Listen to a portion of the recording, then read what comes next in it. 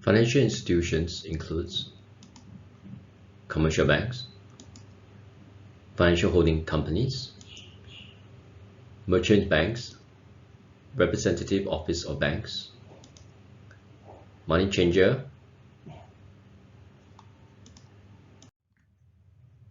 financial system consists of the network of financial intermediaries, institutions, and markets that facilitates the flows of funds. This process is called financial intermediation. Kindly look at the diagram here. There is a fund flow model where money flows in different directions. The areas, they have different areas, the overseas sectors, business sectors, government sectors, and personal sectors. Money are flowing through the banks or financial intermediaries. For us, we'll be focusing on the personal sector.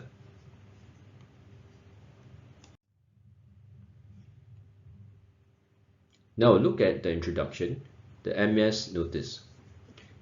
It's legally binding on the banks to comply. It basically means the banks have to comply. And any failure to comply can result in revocation of a bank license and some other penalties. The commercial bank's license have 4 different types: full banks, qualifying full banks, wholesale banks, and offshore banks. The full banks offer a wide range of activities: accepting deposits from current account, saving account, fixed deposit account. They also can grant loans, housing loan, renovation loans, bridging loans, and many more. Let's look at a minimum requirement for a person to be a premium banking customer. For a premium banking customer, for OCBC, you need to acquire 200,000. For private banking, will be 5 million estimated. For UOB, privileged banking is 350K. For privileged reserve is 2 million. Private banking is 5 million. DBS Treasures 250K. Treasures Private Clients 1.5 mil. Private banking 5 mil. For qualifying full bank, in short QFB, a few foreign banks were awarded this license, QFB license. They are Citibanks, HSBC, Maybank, Malaya Vantage, ICIC Bank. What can a qualifying full bank do? The operations they can have total 25 locations and share ATMs among the banks themselves, the qualifying full banks.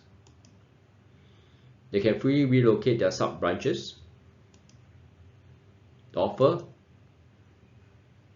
supplementary retirement scheme, and CPF investment scheme accounts. They accept fixed deposit under CPF investment schemes and minimum sum scheme.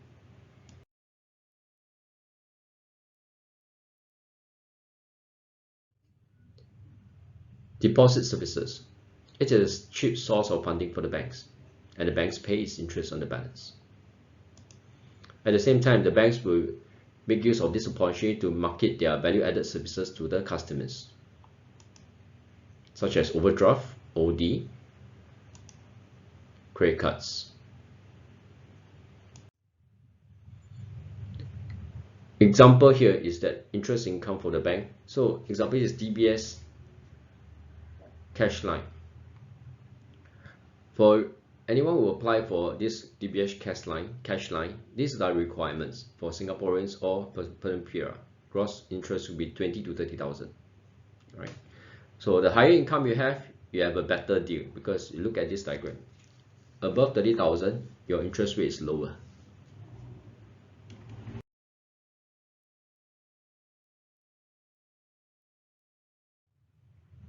For the saving accounts, it attracts customers to the banks. It basically attracts funds from the customer to the banks.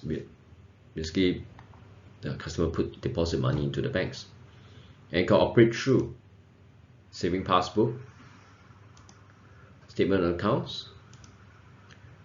Nowadays, we are using more of e-statements to go green, and we can operate by individuals, whether it's joint or single or joint, and you have to be at least more than 12 years old. Okay, if you're younger than 12 years old, you need an adult, okay, to open an account with you.